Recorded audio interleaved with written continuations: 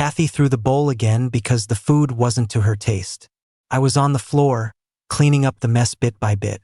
Her guy friend advised me, "Kathy's pretty sensitive, and David, you're not attentive enough." She already said she didn't like it. Of course, she'd be mad if you forgot. You should go and apologize. She's probably waiting outside for you. Suddenly, a shard cut my finger. I looked at the chaos all over the floor. I turned to him and said, "Not this time. Let her come back. We're getting a divorce." David froze. "Don't cry now.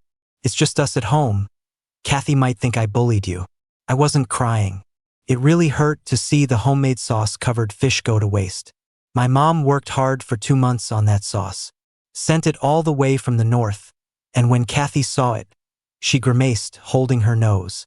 "So smelly, this David doesn't like this from when he was a kid. But he doesn't like it. I do." I bought fish that evening, and David didn't even bother to knock when he came in. The cooked fish was on the table and he started to gag. Kathy wouldn't even let me explain. The whole fish got tossed, sauce and all, onto the floor. The door slammed shut as she left. But the more I cleaned, the bigger the stain got on the floor. Just like my decaying marriage. David pursed his lips. He pulled out his phone and sent a message right in front of me. "Kathy, David seems angry. No matter what I say, he won't apologize. What should I do? I also think David's wrong this time. Why don't you come back?" He didn't even get the third sentence out before Kathy opened the door. Her eyes were icy cold. "Really? Causing such a scene over some stinky sauce?" She grabbed David's hand. "Let's go, just ignore him." After the heavy door slam, I was left alone. I can't count how many times this has happened. Every time, David would tell me Kathy's been sensitive since she was young. That a good partner should learn to accommodate. So time and time again, they conspired right in front of me. I could only swallow my pride and call David endlessly, until he was willing to send me a location. I'd go find Kathy and apologize amidst the sarcastic glances from their friends. No matter the reason for the fight, I'd have to promise to never make the same mistake again. Only then, she would mercifully wave her hand. "Go home first. I'll come back when I've had enough fun." Every time, as I left through that door, their laughter echoed back. "Kathy is the real boss here," followed by the arrogant, cocky male voice. "He's just a clueless northerner. What kind of trouble could he make here? I told you guys, stand tall if you want to have control at home." Every time, I'd have to wait a day or two, until Kathy had enough fun with them. Only then would she come home with David in tow. He'd smile and explain to me, "I'm just staying one day. I'll leave when we're sober, or I'll get yelled at if I go home." They'd pass out as soon as they got home, leaving me alone, staring at the mess after they'd cleaned up. Silently, I'd clean everything up bit by bit. Only after sobering up would she hug me, resting her chin on my shoulder. "This time, I forgive you. Behave and we'll have a good life together." Her gentle and affectionate tone made me swallow my questions. Why is there a separate room for David at home? Before marriage, Kathy promised she'd never get close to another man. I stood in the living room, looking around, feeling lost. Except for David's room, every other item had been meticulously prepared by me over the past 3 years. I searched for ways to leave on the video platform, but all I found was a newly recommended video. Sensitive women need a love they can't shoo away, with my friend tagged as David. Scrolling down, I saw all his recent recommendations. Forget it. I dropped my phone. Seems like I can't leave. Kathy doesn't know how to care for plants. David only exclaims saying he can't eat meat because of his fitness, or why there are so many onions in the lamb dish. He's a pampered kid who's never had to lift a finger for chores. Thinking it over, I had to give those plants to my neighbor. Mary looked at me, wanting to say something but hesitating. I thought about it and decided to give her the almost untouched homemade sauce too. She was surprised. "This is a good thing. Is it from your family?" I nodded. "My mom worked 2 months on that sauce. Send it over packed in ice." Mary's expression grew more complicated. I smiled, went back inside the house to pack the rest of my stuff. An hour later, staring at the luggage in my hand, I was dazed. 3 years of marriage, and this is all I own. No wonder David looks down on me. I wasn't trying hard enough. My mom video called to ask how the sauce tasted. In the 98-degree weather, she and Dad were sweating profusely, busy brewing another batch. I sniffled, holding back tears. It's delicious. I'll visit you in a few days. She was thrilled. She kept telling me if Kathy and I like it, Dad will make extra next time. Whenever he has time, he'll send it over. My nose stung. I avoided looking at her eyes. Luckily, someone dropped me a message, and I took the chance to end the video call with Mom. It was David. David, we're at Flavor House. Kathy looks really upset. You better do something or I really won't be able to calm her down. Nonchalantly, he sent a video too. There was a whole sweet and sour fish in front, garnished with carrot shreds and scallions, looking exquisite. Someone carefully picked out a piece, taking out the bones for his plate. 2 minutes. The video got retracted at the exact time, but I recognized the owner of those hands. Kathy. His second video came through, Kathy clinking glasses over and over with someone. David asked me, accidentally sent you an unrelated video earlier. Hope you didn't see it. David, don't you feel sorry for Kathy drinking so much for you? Sensitive folks often end up punishing themselves. Only I know how much Kathy loves you. So clear. I heard someone in the video ask her, what if Sam doesn't come looking for you after all this drama? She laughed. He wouldn't dare not to. Sam is crazy in love with me. A man laughed and then cursed dismissively. His face was practically licking the ground. But I still went. Among familiar laughter, Kathy looked up. Now you admit your mistake? The women exchanged glances. Only Kathy has that charm. David is restless when she's gone for a second. Chasing after you like a puppy. Who else but David? David laughed, nudging the person closest to him. Knock it off, don't talk nonsense. Only I knew. Kathy's got David wrapped around her finger. David, make it right so we can all have fun. We'll give Kathy back to you later. Everyone laughed. Only Kathy kept her icy stare. When I approached, she pushed a glass of alcohol towards me. Every time you apologize with just words. Where's the sincerity? If you really mean it, drink this, show me you've learned your lesson. The white liquid swayed gently due to inertia. David exclaimed, Kathy, that's a strong liquor. She frowned slightly but stayed put, motionless. David whispered, better put it away. You'll be the one worrying if he ends up in the hospital. Who else would know your heart's set only on David? She ignored him, raising her brow at me.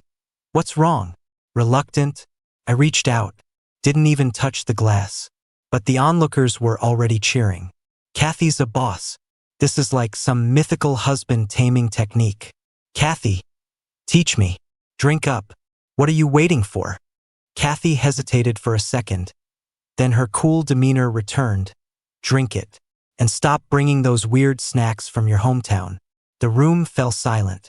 Someone whispered, isn't David embarrassed that Kathy always checks in with him, even for private stuff? If I were him, I'd be ashamed to live.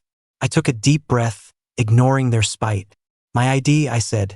Kathy frowned. What? My ID is with you. Give it back. Not long after we were married, Kathy had followed David's advice and tricked me to get my ID. He'd chuckle. Kathy's had trust issues since she was a kid. David, you're so handsome. Understand her worries. Okay? He was always the one who got her best. I couldn't help but smile bitterly. If you listen to David on everything, why are you with me? Return my ID. Let's get divorced, Kathy. The room went silent. Someone inhaled sharply. David's eyes turned red. David, do you think Kathy and I are involved? I've always been nice. Every fight you two had, didn't I calm you down? You're making it sound like it's my fault now? Kathy's face turned cold, causing a scene in front of everyone. Sam, who gives you the courage? She always scolded me like this, propping David up. Your mom sent stinky sauce. What's wrong with David saying that? You like shit, why should others? Someone nudged her. Kathy, that was harsh. I stayed steady despite feeling faint, refusing to lower my arm. The ID. Give it back. She got angry, pulling out my ID and tossing it into the corner. Here. Who wants to keep your stuff? I held back tears, bending to retrieve it as always. Suddenly, there were gasps behind me. I turned to see David had fallen into her arms. Deliberately, Kathy leaned in, their bodies pressed together. Amid the gasps, she lowered her head and kissed him, passionately. When they parted, David's face was red. Well, David, he awkwardly explained, Kathy was just trying to provoke you. No, Kathy scoffed, holding his hand firmly, he's accusing us. Might as well confirm it, Sam would be thrilled. She raised her brow at me. Well, still think David and I did something? I clenched my lips. The edge of the ID cut into my soul with a sharp pain. Why aren't you talking? She smiled but then suddenly snapped. Say something. Still think we did something? She grabbed the glass and smashed it on the floor. In an instant, everyone fell silent. She glared at me, full of hostility. David reacted, gently soothing her. David, you really upset Kathy this time. Nothing's going on between us. If there were, you wouldn't be here. As he spoke, he made faces to the others. You all grew up with us, speak up to David. Chaos erupted as everyone carefully picked their words. Only I stared at Kathy, unable to control my stinging eyes. Something overwhelmed me, tears streaming down. Kathy's expression softened. I wiped at my face, pushing tears back. I still think you two did more. Hugging, sleeping, everything. Everyone's expression changed. A sudden, strange satisfaction swept over me. I stared at her. You're gonna fake it for me too? David got up, accidentally knocking over some tableware. He glared at me stubbornly. I've always supported you, Sam. Why would you assume that about me? He ran out, unintentionally or not, bumping my shoulder hard. I collided with a chair. Someone else rushed out after him. Chaos erupted. People still seated looked unsure whether to stay or leave. Kathy smirked at me. Getting a divorce? Huh? Then why stick around here? I gripped my papers tightly. I'll draft the agreement tomorrow. I'll move out soon. I will. Leave, she yelled, smashing more tableware. If you're gonna leave, just do it. No one cares about this crap food. Divorce? Who's gonna care anyway? I straightened my back, walked out of the room. At the entrance, David stood with that woman who once bragged about her ways with men. Her sarcastic voice cut off, she just stared. Feeling awkward, I hailed a cab. David called out, Sam. I turned around. He smirked. Every time Kathy sleeps with you, she reports it to me. Everyone in that room knows. Did you? I couldn't stop trembling. I lunged at him, pushing him hard. You two are disgusting. Cold wind swept through, piercing my clothes. Growing up, I heard about southern places being spring like year-round, not realizing they also have rainy and cold seasons. Much like some things I never knew unless I got close, tried them out. They seemed so perfect but were rotten to the core. Like a tumor, needing removal from the root. Leaving with my suitcase, I ran into my neighbor, Mary. Where are you off to in the middle of the night? She asked. I got along well with Mary over the 3 years. Kathy was often absent. Once, when I was severely ill, Mary called for a nurse to give me an injection at home and stayed by my side. I felt a twinge of reluctance. After hesitating, I told her the truth. Upon hearing I was getting a divorce, she wasn't surprised, more like relieved. I knew this day would come, she said. Holding my hand, she added sympathetically, those two are terrible. They'll get what's coming to them. She assured me, I didn't tell you before because you weren't ready. Hearing about it would have just upset you. Now that I've made my decision, I had no idea where to go. She looked behind me. You seemed under some spell with your wife. First time seeing a 3-person relationship. Do you know what the owners group says about you? A young guy living off someone else. Even the widow upstairs looks down on you. I was thunderstruck. What things had I left in David's room? They never let me inside. Black leather items and weird things lay around. I stood frozen. My fingers gradually went cold. I couldn't comprehend how I stayed oblivious, how they were so repulsive. I was gagging, tearing up reflexively. I left somehow without remembering how. I ran all day to get the agreement from the law office. I tried texting Kathy to find out where she was since she had blocked me. The only reply was a red exclamation mark. I didn't want to look for her. Every face in that small group now just made me sick. I signed the papers and sent them back. The phone rang. Kathy's cold voice on the other end. "Where did you go?" I stayed silent. In the background, David exclaimed, "The fish soup on the floor hasn't been cleaned. Kathy, it's already congealed. Why was my room open? Your husband went through." He ran back in, shouting, "Ah!" He rummaged through my stuff. Kathy headed into the room, David's complaints loud and clear. She took a deep breath, irritation in her voice. "Why'd you go into his room?" I paused to see what you two do behind my back. Kathy was briefly speechless, incredulous. "You suspect me?" she demanded. I remained silent. David whined tearfully. "He hates me that much? I'm always doing things for you too." Kathy's voice turned angry. "Sam, I'll never forgive you, no matter what you say." She hung up. I tried calling back to remind her to sign the agreement, but every call met a busy tone. I was blocked again. I put my phone aside, unwrapped hotel noodles. Oddly enough, even that tasted better than what they liked. Throughout those 3 years, I couldn't think about all the big and small injustices I'd faced. Yet my parents had always cherished me. How could Kathy treat me like this? I figured it was just another one of those long, spiteful battles. That's just Kathy's way. When a conflict arises, she has to win. She's consulting a lawyer to see if this can go legal and lead to a divorce. The phone rings. Kathy's voice is fiery.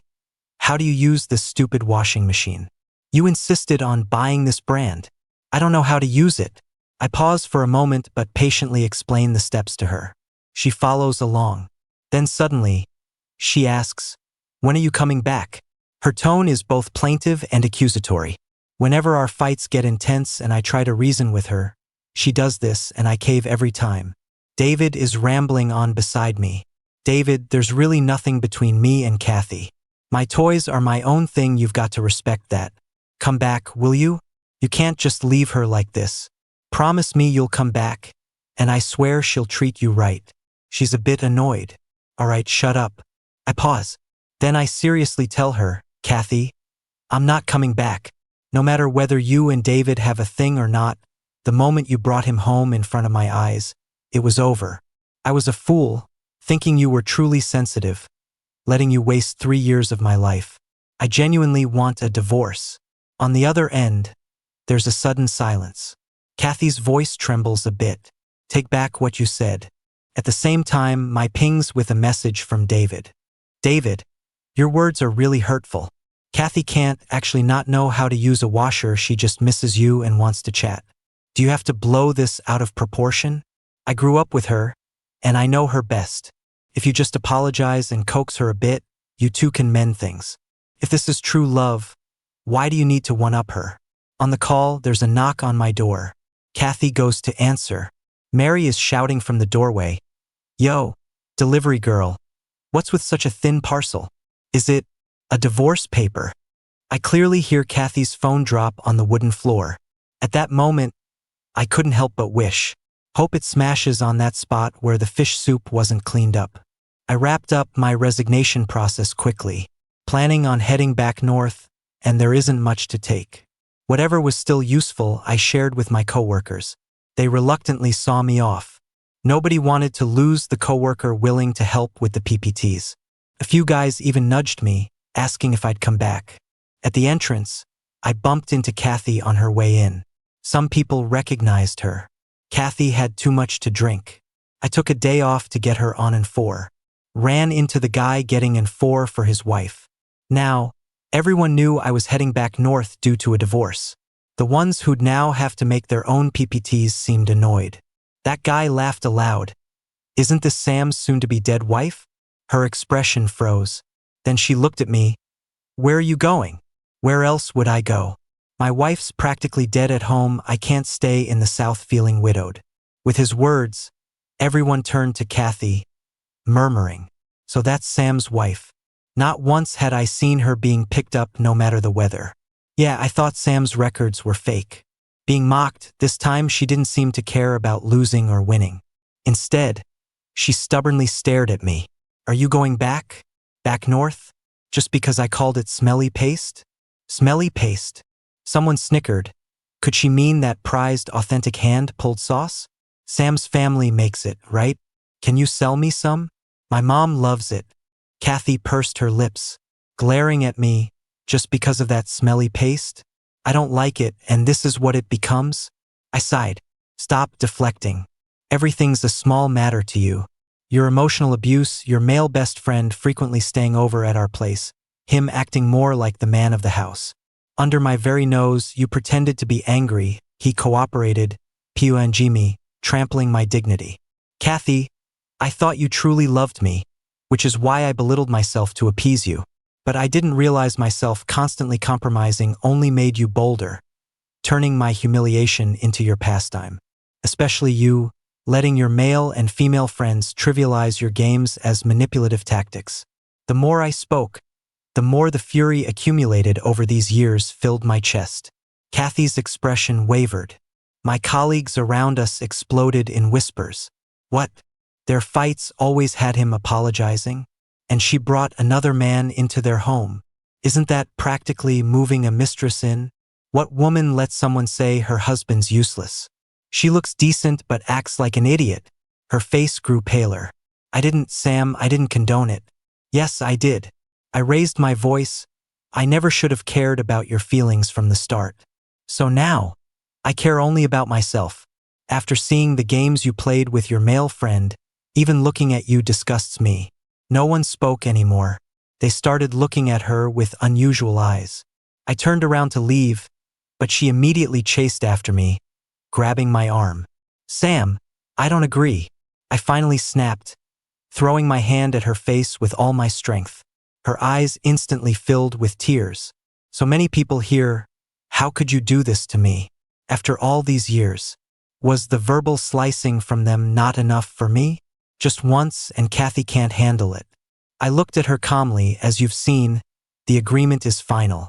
You can refuse to sign, but I will still divorce you. The toys and all the things David said and the videos he sent over the years, I've saved them all on my phone. You refuse to sign, let's share them with your parents, relatives, friends. Let them see just how wild things were behind closed doors. I don't believe such a chain of evidence can't prove a fractured relationship. Kathy, I'm done with you. I sped up and ran to the side of the road. I hailed a cab and sat down, staring blankly at my hand. Turns out I could do it. Even in a new place, not everyone forms cliques like they do. Most people are decent and fair-minded. Even when they knew I wouldn't help with PPTs anymore, they still stood up for me. These 3 years, I trapped myself in this abyss. I couldn't help but tear up. The cab driver glanced at me through the rearview mirror. Hey buddy, what's got you tearing up? Did you run into a bad girl? I wiped away the tears. No, sir, I just realized the people here are really nice, I said. The driver chuckled. You're a funny fella. I wasn't heartbroken over Kathy. For 3 years, we saw each other so infrequently. She preferred spending time with her little crew, or rather, with David. She didn't want to sign the papers, but I sent her some photos and videos from my phone, and she reluctantly signed. Walking out of the courthouse, I took a deep breath. It felt like the sky above me finally cleared up. David somehow heard the news and parked his car out front, cigarette in his mouth, waving Kathy over. Single now, Kathy. We've got a party all set for you. I'm here to pick you up. He glanced at me with a smirk. Sam, you've got a 30-day period to regret this. After that, you've got no chance. I won't be persuading you anymore. I politely smiled. Thanks for letting me go. Kathy's face changed, and I was the first to hop in a taxi and leave. Kathy hopped in his car, hardly a meter behind me. The driver, a young guy, looked at me. Need help losing him? I nodded. Sure can. Lots of folks trying to escape right after leaving the courthouse. The 30 days felt neither long nor short. Without family or friends around, I decided to go back north. After the 30 days, I'd return to finalize everything. At the airport, I unexpectedly saw Kathy, looking at me with sad eyes. You really plan to leave? I was more curious how she knew my plans and caught me here. Her eyes were red. Your booking info is linked to my phone. I just wanted to see if you were really leaving me. Regardless of the reasons, whether it was dumb sauce or David, you never told me. Had you spoken up, I would have changed for you. I asked, you didn't like my mom's sauce because David said it was gross, right? Her mouth opened but no words came out. I laughed. I've expressed my concerns about David, about how close you were, about him being part of our lives. Remember what you did. She'd always get even closer to David. I didn't know if she wanted to spite me or just wear me down, or maybe David meant more to her. Kathy's lips trembled. No words came. Since you like him so much, now you're free to be with him, I said as I walked past her with my luggage. Kathy broke down, shouting, I never even liked David. He's just a friend. Everyone stared. She shook like she was in a drama. I ducked into another entrance and quickly moved away. Outside were blue skies and white clouds, looking lovely, like little new lives. My parents were surprised to see me back. Happy, they made all my favorite foods, braised pork, rib stew, family sauce with cucumbers and fish, all the tastes of home. Delicious. My dad insisted on doing the dishes. My mom asked carefully, something wrong between you and Kathy? I stayed silent. You don't have to talk if you don't want to, she said, but just know we're here for you. She added that Kathy had called when I first arrived, but my dad didn't pick it up, thinking I might need space. I hugged her. Mom, Kathy and I are divorced. Don't take her calls. Otherwise, she might blame you guys for our split. It wasn't their fault either, not about the sauce. My mom patted my head. We'll always be your home. If Kathy isn't good for you, we'll block her right away. My parents are the only ones who'll always be on my side. Love me. Believe in me. When the 30 days passed, we were at another courthouse. Kathy looked at me with complex emotions. You've gained weight, she said, hesitantly asking about my health. If you're better, we could work things out. I laughed and patted my stomach. Sorry, just been happy. She mumbled. Leaving me brought you joy? I replied, why stay with someone who needs permission from her big brother David to stay married? What would I tell friends and family about that? She turned pale. You didn't have to be so harsh. Harsh words? Didn't you think your actions were embarrassing? Kathy couldn't help but stand up. Her eyes were red, and she stared at me accusingly. I knew what she wanted to say. It was just her way of testing my love for her. A number was called at the window. I got up with my documents. She didn't move. I looked back. Do you want me to share your photos and videos with your family? She gritted her teeth and slowly moved toward me. Sam, you're so cold-hearted. It didn't matter anymore. To me, they were all irrelevant now. Whatever they thought or said behind my back, I couldn't hear it anymore. With that red document in hand, I felt a huge relief. Back up north, and with the divorce settlement money, my parents and I opened a small shop. It wasn't big, but our homemade dishes quickly gained a good reputation. Word of mouth spread, and soon there was a line at the door every day. A former colleague asked if I could open an online store to sell our homemade sauce over there, but it wasn't possible. The flavor comes from hand making each batch with a specific fermentation process. The sauce needs a month or two to be ready, then dried under the sun. When it rains, you have to rush to cover it. My parents are getting older, and I don't want them to work that hard. My colleague was a bit disappointed but still shared some gossip. Apparently, after the divorce, Kathy was living wildly, without hesitation. David had gotten a girl pregnant, but Kathy wouldn't acknowledge her ties to him. It was the talk of the town. Many neighbors said they were always hanging out together. However, Kathy hated being gossiped about. She quickly posted David's blurred videos on some platform. Things got messy, but none of the videos showed just the two of them. There were videos with 3, 4, 5, and even 6 people. My colleague sent me the unblurred video on my phone. Don't share it, they said. I didn't open it or delete it, because the shop had another wave of customers. We were so busy, my parents considered hiring help. The shop kept growing. We opened branches nearby. Later, I met my current girlfriend. We are open with each other, even confident about sharing phones. Once, She stumbled upon those unopened videos on my phone. I thought about it. I planned to write this story down. And then what? Send the videos to the curious. Seems dramatic? No, but there will be people curious about what David was up to. How do you plan to send it? To the readers who leave comments on my post.